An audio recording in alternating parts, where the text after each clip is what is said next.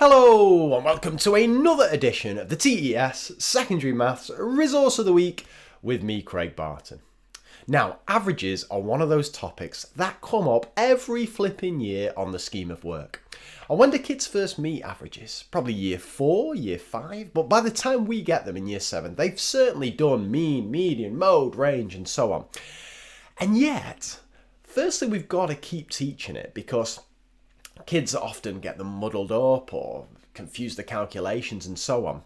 But also we have to go into quite a bit of depth with averages because whilst kids always have to work out the mean, median, mode and so on of a list of numbers, especially with the way the new GCSE's gone, there's a lot more probing, deep questions about averages, and therefore just a surface level knowledge of how to calculate each probably isn't going to be good enough anymore these days. So any kind of resource that takes the same topic but goes into depth, has an interesting look at it, does something a little bit more than just the surface level calculations, is always going to go down a storm with me. And this resource does exactly that. How to use an average, which has been kindly uploaded by, I'm going to go for Flibbit, but you know I can never say any of these resource authors' names. So it consists of a single PowerPoint, but what a PowerPoint it is. Let's have a look here. It's a lovely little start to it. By the way, it's really nicely laid out. Love this format here. And then we start off with the do now. We have the learning objectives as well. So the do now, kids are in here. There's a number of tries scored by this New Zealand rugby player. And then we have 3 statements there. Had a poor season, had a great season, had an okay season, and so on. And straight away, kids are hooked in a little bit here because what's nice about this is each of those answers is true. One's just a calculation for the mode, one's a calculation for the mean, one's a calculation for the median. So straight away, students get into the way of thinking that when we say the word average, it doesn't always mean mean, as it often does in the media and in the press and so on. It can mean anything. And this gets us thinking about, all right, when might we start to use the different averages? What's going to be the best representation and so on? But I'll be honest with you, you might be thinking, yeah, all right, I've seen stuff like this before. That's nothing too impressive. But it's these 2 examples that first really hooked me into this lovely resource. So we've got one about house prices here, and then a little twist comes when a footballer moves in and buys a £10 million mansion. Now this is really interesting. Look at this. I can afford a house that costs 130,000. By the way, I'm not too sure why this comma's floating in the air here.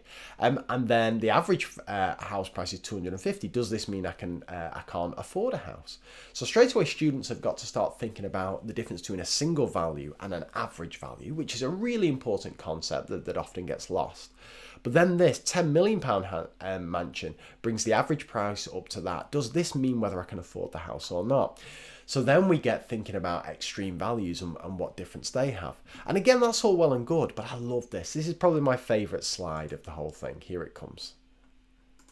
Look at that. Really, really nice. Just showing students the effect and the spread of data, what happens to extreme values, which type of average is affected by extreme values and why. It's all right, it's all well and good saying to students it's the mean house price that's affected by extreme values but the median isn't. But this shows students why. Really, really nice visual representation of this.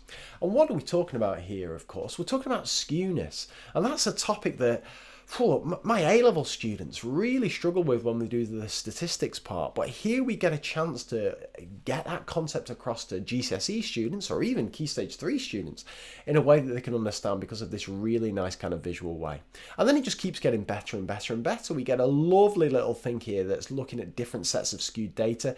It's your classic kind of fill in the missing gaps backwards average thing, but in a really nice setup. I like that. I love the progression of questions. I love the choice of numbers.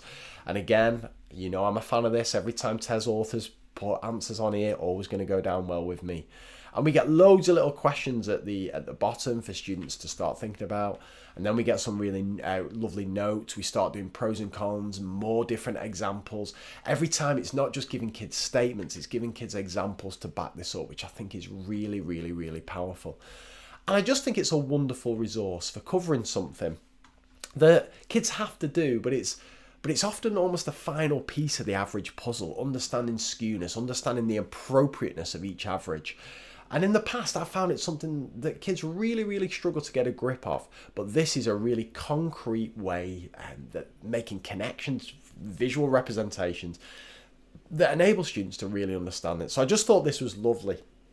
And this is certainly going to be added to my averages arsenal that I'll be using with my students. So what a fantastic resource. If you enjoy it, hop back onto the resource page, leave it a review, because I think this is absolutely wonderful. And at the time of recording, downloaded 121 times. Are you joking me? This should be in the tens of thousands for this fantastic resource. So hope that was useful, and I shall be back with a fresh resource of the week next week. Take care. Bye for now.